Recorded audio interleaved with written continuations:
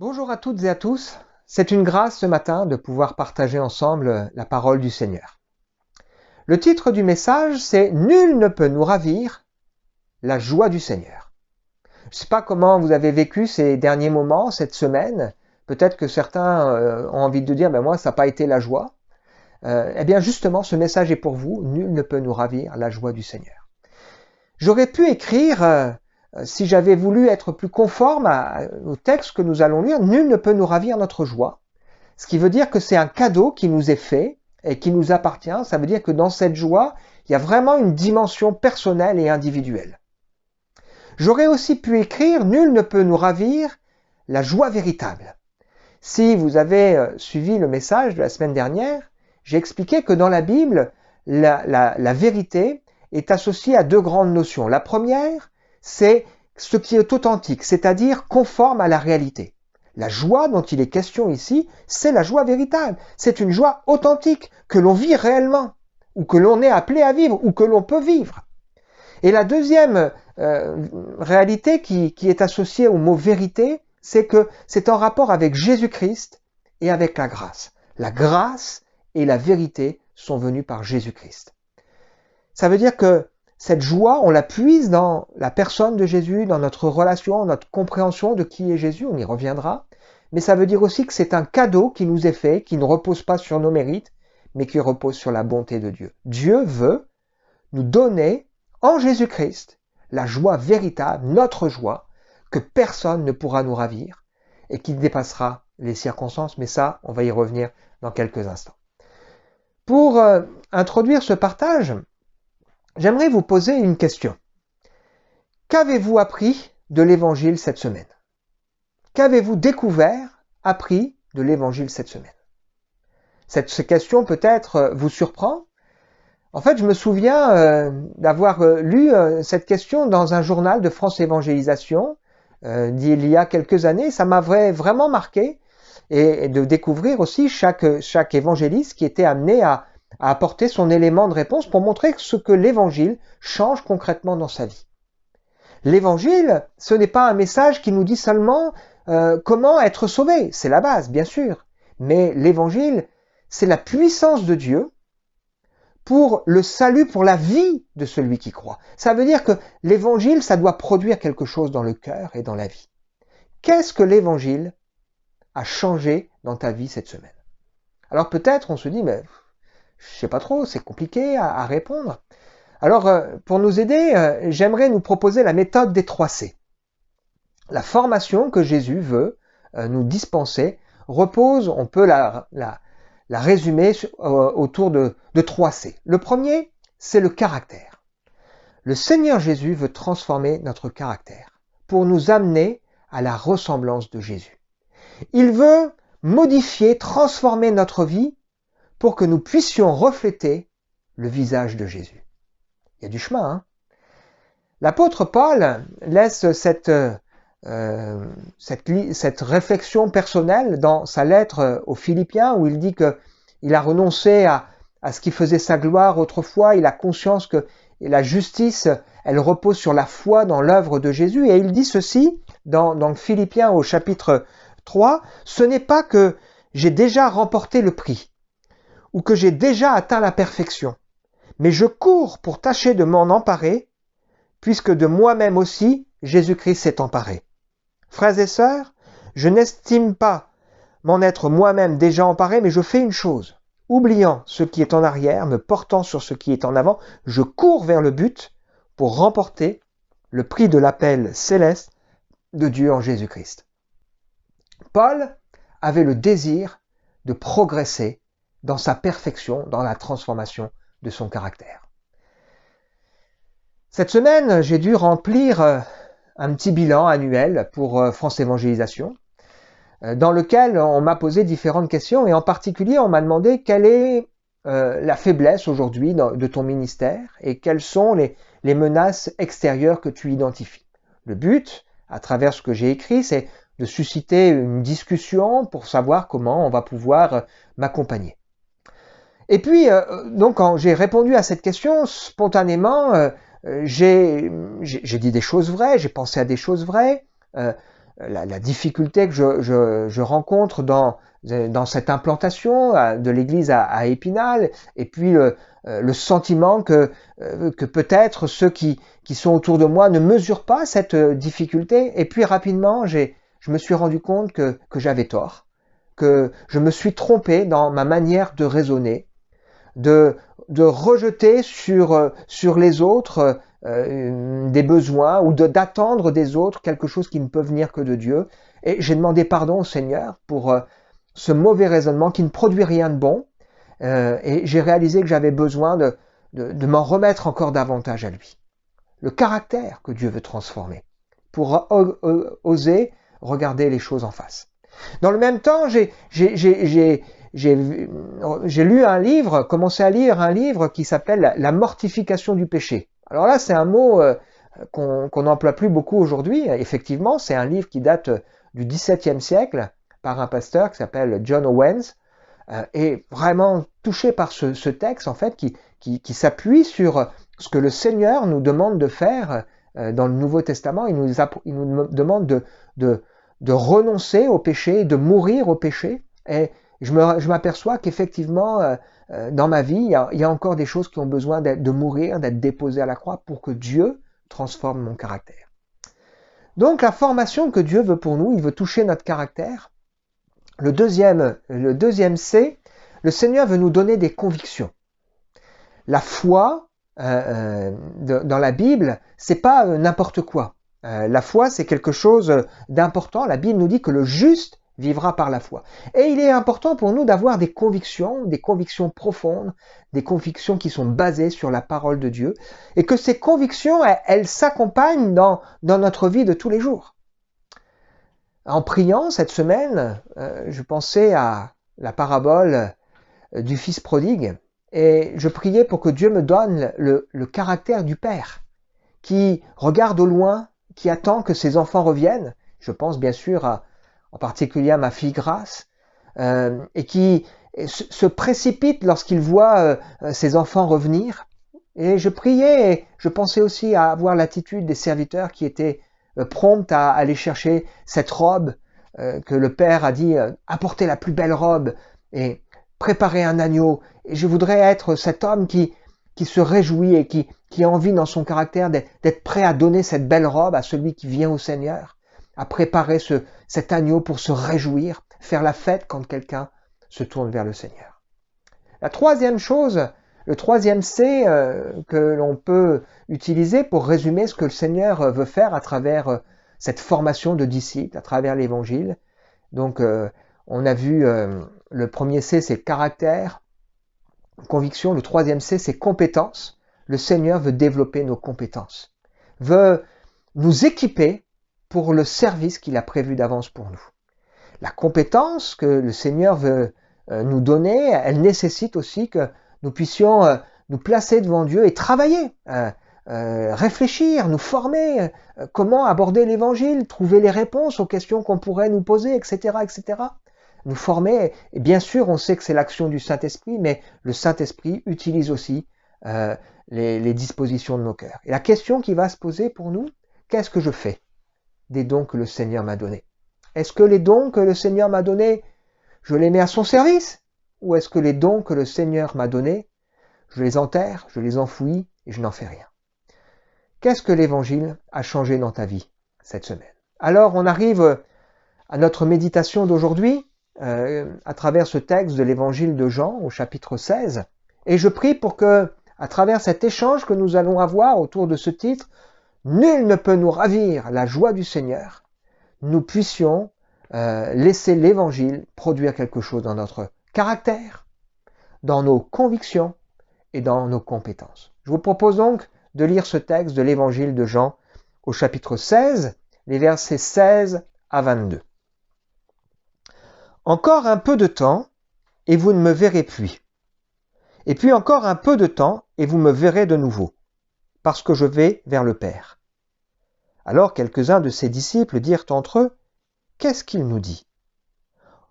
Encore un peu de temps, et vous ne me verrez plus, et puis encore un peu de temps, et vous me verrez, et je m'en vais au Père. » Il disait donc, « Que dit-il là, un peu de temps ? nous ne savons pas de quoi il parle. Jésus, sachant qu'il voulait l'interroger, leur dit, vous vous questionnez les uns les autres sur ce que j'ai dit, encore un peu de temps et vous ne me verrez plus, et puis encore un peu de temps et vous me verrez? En vérité, je vous le dis. Vous pleurerez et vous vous lamenterez, et le monde se réjouira. Vous serez dans la tristesse, mais votre tristesse sera changée en joie. La femme, lorsqu'elle enfante, a de la tristesse parce que son heure est venue. Quand elle a donné le jour à l'enfant, elle ne se souvient plus de sa douleur, à cause de la joie de ce qu'un homme soit venu au monde. Vous donc aussi, vous avez maintenant de la tristesse, mais je vous verrai de nouveau, votre cœur se réjouira, et nul ne vous ôtera votre joie. Juste quelques brefs éléments de contexte. Je ne vais pas reprendre tout ce qu'on a pu dire les semaines précédentes. On est en train d'étudier ensemble le dernier repas, ce temps particulier que Jésus passe avec ses disciples juste avant d'être arrêté, de mourir sur la croix, de ressusciter, d'être glorifié. Le Seigneur a donné à ses disciples un enseignement sur le Saint-Esprit qui allait venir, Jésus qu'il allait l'envoyer de la part du Père, qui s'est accompli à la Pentecôte, et qui allait à la fois agir dans le cœur des gens qui ne connaissent pas le Seigneur à travers le témoignage des disciples pour les convaincre de péché, de justice et de jugement, mais aussi le Saint-Esprit qui va agir dans le cœur des disciples comme un consolateur, comme un pédagogue pour enseigner ce que le Seigneur veut nous dire. La semaine dernière, nous avions partagé ce message. Jésus a encore beaucoup de choses à nous dire, mais nous ne pouvons pas forcément les recevoir. Je vous invite à relire ce message, à écouter ce message si vous ne l'avez pas encore fait. J'aimerais, à travers le texte que nous avons lu ce matin, nous conduire à découvrir ensemble 4 vérités importantes. La première de ces vérités, c'est que la croix précède nécessairement la gloire. La croix précède nécessairement la gloire.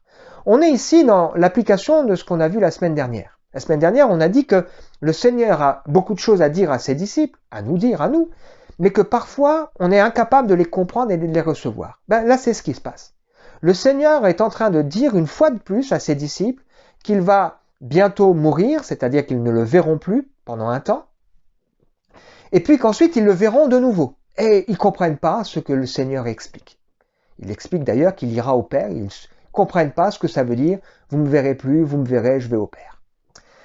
Ce qui est intéressant à souligner, c'est que le verbe voir qui est employé dans ce texte, il y a 2 verbes différents. Lorsque le Seigneur dit « vous me verrez de nouveau », le verbe qui est employé est employé dans la Bible en rapport avec non pas l'apparition physique du Seigneur, mais l'apparition glorieuse du Seigneur. On trouve en particulier ce verbe utilisé dans la rencontre que Jésus a avec Nathanaël. Nathanaël a accepté de venir trouver Jésus. C'est un homme visiblement qui a l'amour de la vérité, dans lequel il n'y a pas de fraude. Et il est sceptique sur le témoignage qu'on est en train de lui rendre de Jésus. Et quand Jésus l'aperçoit, il lui dit « Quand tu étais sous le figuier, je t'ai vu ». On ne sait pas ce qui s'est passé à ce moment-là, mais ce qui est clair, c'est que Jésus a mis le doigt sur quelque chose de précis de la part de Nathanaël. Et cet homme, Nathanaël, va tout de suite reconnaître en Jésus le Christ.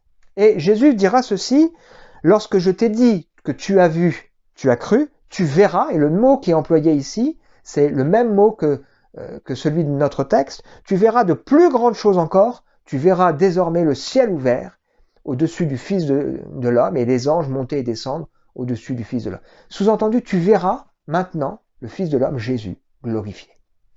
On retrouve aussi ce mot dans cette phrase que Jésus laissera à la sœur de Lazare, « Si tu crois, tu verras la gloire de Dieu. » C'est-à-dire tu verras Jésus agir, tu verras Jésus glorifier, tu verras Jésus intervenir.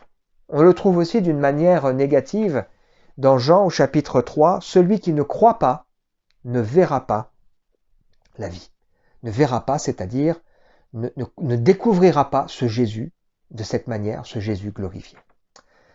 La croix précède nécessairement la gloire. La bonne nouvelle dans ce texte que nous venons de lire, c'est que les disciples, les chrétiens authentiques, ceux qui se laissent transformer dans leur caractère, dans leurs convictions, dans leurs compétences, sont appelés à voir des choses, à voir la gloire de Dieu. On aura l'occasion d'y revenir dans quelques instants. Mais la première leçon qu'on doit bien retenir et bien comprendre, c'est que la croix précède nécessairement la gloire. Les exégètes ont réfléchi en disant, mais à quel événement Jésus fait allusion lorsqu'il dit « vous me verrez de nouveau » Est-ce qu'il s'agit du moment où il est ressuscité? Est-ce qu'il s'agit du moment où Jésus envoie le Saint-Esprit qui va changer la vision des disciples sur la personne de Jésus? Est-ce qu'il s'agit de son retour que nous attendons en gloire, où nous n'aurons plus besoin de lui poser en particulier de questions? Probablement qu'il y a un peu de tout cela. Il n'y a pas de gloire sans la croix. Il n'y a pas de gloire sans la croix. Jésus a été glorifié lorsqu'il a agi d'une manière miraculeuse, lorsqu'il a transformé l'eau en vin, lorsqu'il a nourri la foule, lorsqu'il a guéri un malade. Mais la Bible nous parle de la glorification de Jésus lorsque Jésus est crucifié, ressuscité et qu'il monte au ciel. Et il est important pour nous de bien comprendre que la gloire n'a de sens que parce qu'il y a eu la croix. Jésus-Christ est glorifié aujourd'hui d'une manière toute particulière. Comment voyons-nous Jésus? Cette question, elle est intéressante. Peut-être quelqu'un dira, j'en sais rien, Jésus. Est-ce que nous voyons Jésus dans notre cœur, dans notre vie? Est-ce que nous voyons uniquement un Jésus historique? Ou est-ce que, comme nous le dit le livre de l'Épître aux Hébreux, Jésus, nous le voyons couronné de gloire et d'honneur à cause de la mort qu'il a soufferte. Ce n'est pas rien. Jésus a accepté de quitter la gloire qui était la sienne, d'y renoncer pour un temps, de se mettre comme un simple homme pour venir nous révéler à nous aussi la gloire de Dieu. Et pour que Jésus puisse nous révéler la gloire de Dieu, il a fallu qu'il passe pour nous sur la croix, la souffrance de la croix. Et ensuite, il est glorifié. Et là, la chose, les yeux de ceux qui croient changent. On découvre Jésus tel qu'il est réellement, Jésus glorifié. La croix était nécessaire pour voir la gloire du Seigneur.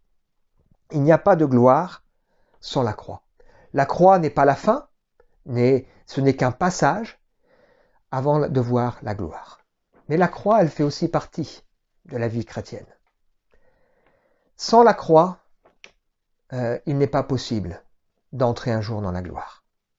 La Bible nous dit que le désir de Dieu, qui nous connaît d'avance, ceux qu'il a connus d'avance, il les a prédestinés, il les a appelés, il les a justifiés par la foi dans la croix de Jésus-Christ, dans l'œuvre de Jésus-Christ, et il les a destinés à la gloire, il les a glorifiés.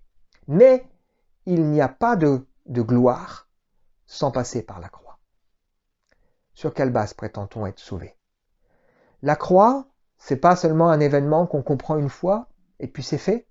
La Bible, Jésus nous dit qu'il nous demande de se charger chaque jour de sa croix et de le suivre. La croix, c'est le renoncement à nos ambitions personnelles.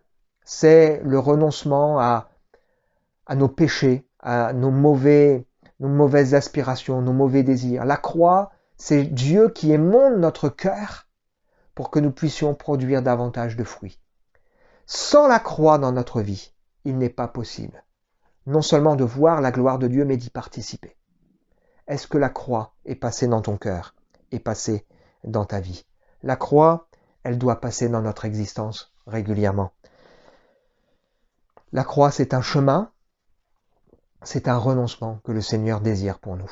Je termine cette première partie en citant ce texte de l'évangile de Jean au chapitre 12, versets 23 à 26.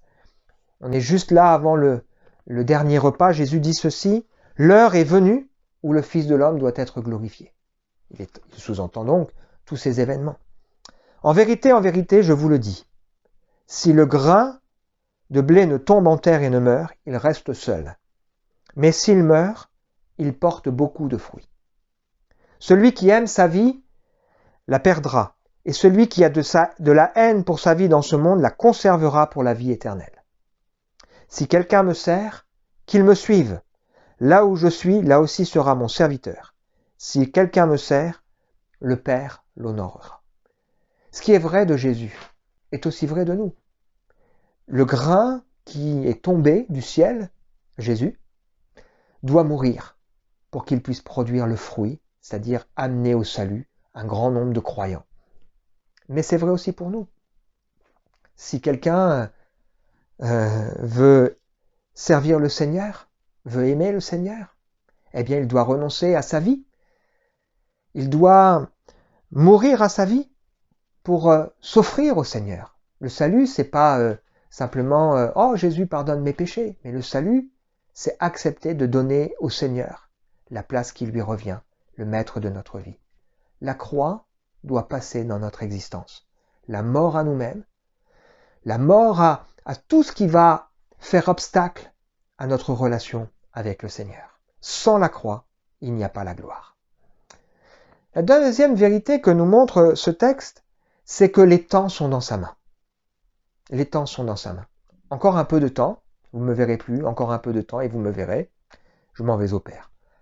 Je dis souvent que le calendrier de l'histoire du monde est dans la main du Seigneur. C'est ce que nous montre toute la Bible. Dieu fait les choses conformément à ce qu'il a annoncé. C'est ce qui fait que d'ailleurs Jésus-Christ a pu accomplir entre 300 et 400 prophéties lors de sa première venue. Mais il y a aussi de nombreuses prophéties qui doivent encore s'accomplir, qui concernent Jésus, en particulier son retour. Dieu, dans sa Bible, dans sa parole, nous a tout laissé. Il a joué, j'allais dire, carte sur table. Nous serons jugés d'après la parole de Dieu. Il tient le calendrier du monde dans sa main, mais il tient aussi le calendrier de ma vie. Alors, c'est vrai pour la durée de ma vie. Le psalmiste pouvait dire au Seigneur, c'est David dans le psaume 39, « Éternel, dis-moi quel est le terme de ma vie, quelle est la mesure de mes jours, que je sache combien je suis fragile. » On a besoin de s'en rappeler. La vie, elle passe tellement vite. Je pense aussi à ce texte où, à un moment donné, le roi Belshazzar, dans le livre de Daniel, un roi qui n'a pas le sens du sacré, qui méprise le sacré, il est saisi parce qu'il voit une main qui écrit un texte sur le mur et il ne comprend pas ce texte et Daniel, je vous invite à le lire, dans le livre de Daniel, viendra et lui révélera ce qui a été écrit, c'est compter, compter, peser et diviser. Compter, ton temps a été compté. Peser, tu as été trouvé léger. Et puis diviser, ton temps est arrivé à terme et ton royaume sera divisé. Qu'est-ce que le Seigneur dirait de notre vie, de ce temps qu'il nous a donné et de la manière dont nous employons notre existence? Les temps sont dans sa main. Je pense que ça va plus loin que simplement considérer le Seigneur qui tient le calendrier de l'histoire, le calendrier de nos vies. Mais à travers ce texte, le Seigneur nous montre aussi que la souffrance ne durera qu'un temps. L'image qui est employée dans ce texte, c'est l'image de la femme enceinte. Sa souffrance au moment de l'accouchement, elle ne dure qu'un temps par rapport à une vie. Parfois, quand on pose la question pourquoi un Dieu si grand, qui sait tout, qui maîtrise tout, dont les temps sont dans sa main, a-t-il permis le mal?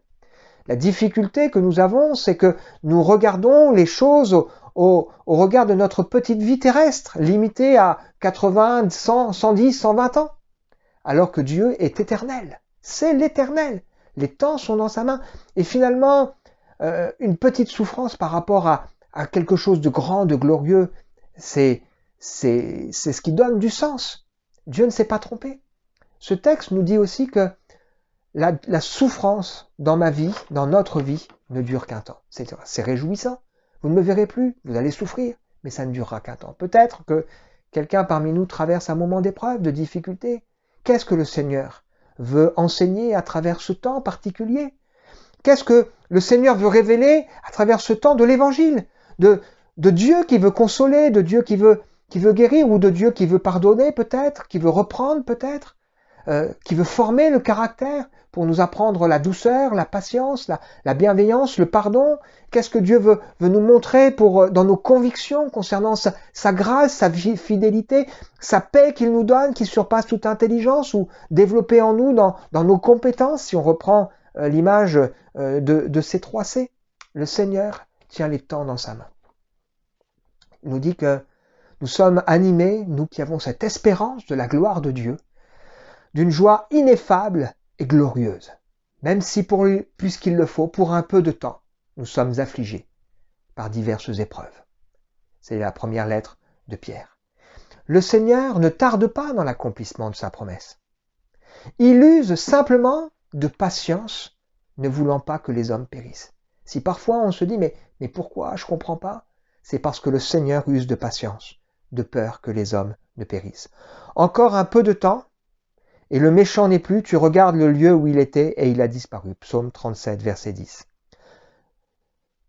Jean 14, 19, encore un peu de temps et le monde ne me verra plus, puis vous me verrez. Notre problème, notre grande difficulté vient souvent du fait que nous regardons les choses au regard de notre temps limité, alors que Dieu, lui, les voit au regard de l'éternité. Dieu use de patience, parce qu'il sait combien l'enfer est terrible. Et nous avons besoin que le Seigneur nous montre à quel point l'enfer, la colère de Dieu qui s'abattra sur l'homme qui n'a pas voulu de Dieu, qui ne respecte pas Dieu, qui ne respecte pas la sainteté de Dieu, qui ne respecte pas ce que Dieu veut pour sa vie, qui croit qu'il est le maître de sa vie, la colère de Dieu un jour se manifestera. Dieu fait les choses en son temps, mais il use de patience, ne voulant pas qu'aucun périsse. Troisième pensée que nous montre ce texte, c'est que Jésus sait ce que nous vivons, j'aurais pu dire ce que nous avons vécu ou ce que nous vivrons, ce que nous pensons, mais aussi ce que nous ressentons. Les disciples ne comprennent pas ce qui se passe. Et le Seigneur sait qu'ils sont en train de vivre ça, parce qu'en même temps, ils n'osent pas poser la question au Seigneur, alors ils en discutent entre eux, c'est tellement dommage de ne pas oser dire au Seigneur, écoute Seigneur, je ne comprends pas, montre-moi, explique-moi, et de chercher les réponses au mauvais endroit ou de se poser parfois les mauvaises questions. Mais le Seigneur va leur dire, vous allez être tristes, vous allez être affligés, vous allez vraiment vous lamenter, et le monde même se réjouira. Donc il parle vraiment de ce qu'ils vont ressentir, mais il dit votre tristesse se transformera en joie. Le Seigneur sait non seulement ce que nous vivons, avons vécu et vivrons, mais aussi ce que nous ressentons. Et ça, c'est important. Cette semaine, j'ai eu un échange très riche avec une sœur qui m'a parlé d'une expérience forte qu'elle a vécue, riche en émotions, où quelque part, on voit se mettre en application ce qu'on partage depuis ces 2 semaines. Le Seigneur parfois ne peut pas nous montrer certaines choses, et puis à un moment donné, quand on avance, le Seigneur peut nous les révéler. Il révèle à la fois la gravité du péché, la gravité du mal. Il révèle aussi le caractère, son caractère. Il touche le cœur pour nous montrer comment il est. Celui qui sème avec larmes moissonnera avec des temps d'allégresse. Le Seigneur sait très bien ce que nous vivons et ce que nous ressentons. Et il veut mettre en nous les sentiments qui sont les siens. Si on n'est pas touché, ému devant la perdition de ceux qui nous sont chers, comment pourrons-nous intercéder réellement? Si on n'a pas conscience de la dureté du cœur, comment pouvons-nous prier, supplier que le Saint-Esprit vienne toucher et bousculer le cœur, convaincre de péché, de justice et de jugement? C'est une formidable promesse de se dire que celui qui sème avec larmes moissonnera avec chant d'allégresse. Ne nous fions pas aux apparences. Il y a des souffrances qui sont liées au fait qu'on veut voir des hommes et des femmes sauvés. Il y a des souffrances qui sont liées au fait qu'on veut marcher avec le Seigneur, mais elles nous destinent à la gloire. Il y a des souffrances pour celui qui ouvre les yeux lucidement sur ce qui se passe autour. Cette semaine, je me suis fait aussi cette réflexion. J'ai découvert quelque chose qui m'a fait mal, qui m'a touché. Et là, je me suis dit, Raphaël, réagis correctement. Qu'est-ce que le Seigneur veut que tu fasses? Maintenant que tu sais, tu peux soit pleurer, te lamenter, soit tu peux prier par rapport à cela. et ça changera, ça change tout. Et c'est là qu'on comprend que ce que le Seigneur nous montre, il nous le montre pour que ça ait du sens dans notre cœur et dans notre vie. Le dernier point, c'est le cœur du message. Le Seigneur dit, vous me verrez, et alors là, votre joie, elle sera là, et nul ne vous ravira, personne ne vous ravira votre joie. Tout va changer quand Jésus sera glorifié. Quand les disciples verront non pas seulement le Jésus qui les accompagne et qui fait des miracles, qui parle de la part de Dieu d'une manière étonnante, mais quand ils découvriront réellement le Jésus glorifié. Souvenez-vous ce qui s'est passé pour les disciples sur le chemin d'Emmaüs. Ils sont là, blessés, perturbés par tout ce qui s'est passé. Jésus chemine avec eux, il dit, mais tu comprends pas toi ce qui s'est passé? Et puis quand leurs yeux s'ouvrent, eh bien là, ils disent, notre cœur brûlait au-dedans de nous. Souvenez-vous ce qui s'est passé pour ce brigand sur la croix. Il a vu quoi? Il a dit, souviens-toi de moi quand tu viendras dans ton règne. Il avait conscience que Jésus allait bientôt être glorifié et ça changeait tout. Ça changeait sa rébellion, ça changeait son cœur méchant et il regarde au Seigneur comme l'espoir de sa vie. Le Seigneur nous promet cette joie extraordinaire. Une joie qui est supérieure aux circonstances. Une joie qui n'est pas simplement une joie émotionnelle, mais une joie qui est rationnelle. Elle est rationnelle. On se réjouit parce qu'on sait où on va. Je prends l'exemple de Étienne dans le livre des Actes. La Bible nous raconte qu'au moment où on le lapide, il voit le ciel ouvert, Jésus debout qui l'attend, et il s'endort alors qu'il est en train d'être lapidé. Pourquoi? Il a une joie réelle, basée sur quelque chose de factuel. Le Seigneur nous parle ici d'une joie qui n'est pas une joie éphémère qui va disparaître, mais une joie qui doit aller grandissante. Est-ce que nous savons nous réjouir de ce qu'un jour nous verrons le Seigneur? Nous le voyons déjà. Est-ce que nous savons nous réjouir de ce qu'un jour nous partagerons avec lui la gloire? Le Seigneur emploie ici l'image d'une femme enceinte. C'est une image qu'on retrouve souvent dans la Bible. Chacun sait que l'une des plus atroces souffrances, c'est la souffrance d'une femme qui accouche. Et une femme qui attend un bébé, elle se réjouit normalement. Et elle sait pourtant qu'elle va passer par ce temps, mais elle l'accepte parce qu'elle sait que ce temps, il est court, il ne durera pas. Et ensuite, elle a une joie tellement grande de savoir qu'elle a mis au monde un enfant. Le Seigneur permet dans nos vies, dans nos cœurs, quelques souffrances, mais il le fait parce qu'il veut produire quelque chose de bien plus grand. Et ensuite, on oublie toutes nos peines. Et parce qu'on regarde au-delà. Il y a toujours un peu de souffrance dans l'amour. Le Seigneur Jésus souffre pour nous, parce qu'il nous aime. Il a souffert, pas seulement au moment de la croix, mais il a été l'homme de douleur, habitué à la souffrance. On va le lire dans quelques instants, à cause de la méchanceté des hommes. Conclusion, qu'avons-nous appris de l'Évangile ce matin? Pour transformer notre caractère, pour nous conduire dans de plus grandes convictions, ou pour nous aider à être plus compétents pour le Seigneur. La croix précède la gloire. Est-ce que la croix est passée dans mon cœur, dans ma vie? Est-ce qu'elle doit encore y passer ce matin? Rappelons-nous que Dieu est le maître du temps et qu'il ne fait pas durer la souffrance pour le plaisir. Elle ne dure qu'un temps, encore un peu de temps. Et vous me verrez. Jésus sait ce que nous vivons, mais il sait aussi ce que nous ressentons. Et il veut mettre en nous cette joie que personne ne pourra nous ravir. Nul ne nous ravira la joie du Seigneur. Je termine en nous lisant ce texte d'Ésaïe 53 qui nous parle du serviteur souffrant pour nous conduire dans la gloire et dans sa joie. Qui a cru à notre prédication? À qui le bras de l'Éternel a-t-il été révélé? Il a grandi devant lui comme une jeune plante, comme un rejeton qui sort d'une terre toute sèche. Il n'avait ni beauté ni splendeur, propre à attirer nos regards. Son aspect n'avait rien pour nous plaire. Méprisé et délaissé par les hommes, homme de douleur, habitué à la souffrance, il était pareil à celui face auquel on détourne la tête.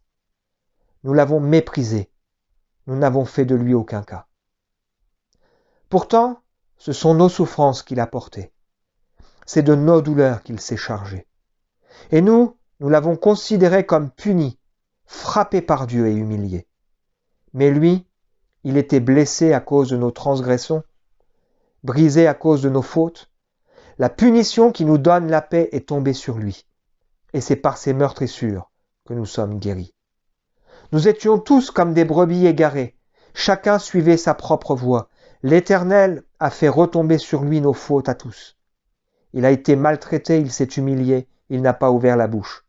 Pareil à un agneau qu'on mène à l'abattoir, à une brebis muette devant ceux qui la tondent. Il n'a point ouvert la bouche. Il a été enlevé sous la contrainte et sous le jugement, et dans sa génération, qui s'est inquiété de son sort? Qui s'est soucié de ce qu'il était exclu de la terre des vivants, frappé à cause de la révolte de mon peuple? On a mis son tombeau parmi les méchants, sa tombe avec le riche, alors qu'il n'avait pas commis de violence et qu'il n'y avait pas eu de tromperie dans sa bouche. L'Éternel a voulu le briser par la souffrance. Si tu fais de sa vie un sacrifice de culpabilité, il verra une descendance et vivra longtemps. La volonté de l'Éternel sera accomplie par son intermédiaire. Après tant de troubles, il verra la lumière et sera satisfait. Par sa connaissance, mon serviteur juste procurera la justice à beaucoup d'hommes. C'est lui qui portera leurs fautes. Voilà pourquoi je lui donnerai sa part au milieu de beaucoup. Il partagera le butin avec les puissants parce qu'il s'est dépouillé lui-même jusqu'à la mort et qu'il a été compté parmi les criminels, parce qu'il a porté le péché de beaucoup d'hommes et qu'il est intervenu en faveur des coupables. Je vous invite à prier. Seigneur, merci de nous rappeler ce matin que tu veux nous donner cette joie que personne ne pourra nous prendre. Une joie véritable, authentique, basée sur la grâce et sur la personne de Jésus. Une joie qui n'est pas émotionnelle, mais une joie qui est profonde. Tu veux nous donner une joie qui n'est pas éphémère, mais une joie qui est appelée à grandir. Tu nous rappelles, Seigneur, que les temps sont dans ta main. Et que si tu permets dans nos vies des moments d'épreuve, des moments de difficulté, c'est parce que tu veux que la croix, elle passe pour nous conduire encore davantage à la gloire. Merci, Seigneur, de ce que tu nous as destiné à cette gloire. Et tu ne veux pas, Seigneur, qu'aucun périsse. Merci, Seigneur, de nous aider à mieux comprendre encore combien la croix a précédé cette période de ta gloire. Nous voulons te regarder, Seigneur, et te voir couronné de gloire et d'honneur. Merci de nous bénir les uns et les autres, que l'Évangile puisse produire en nous ce que tu attends, Seigneur. Amen.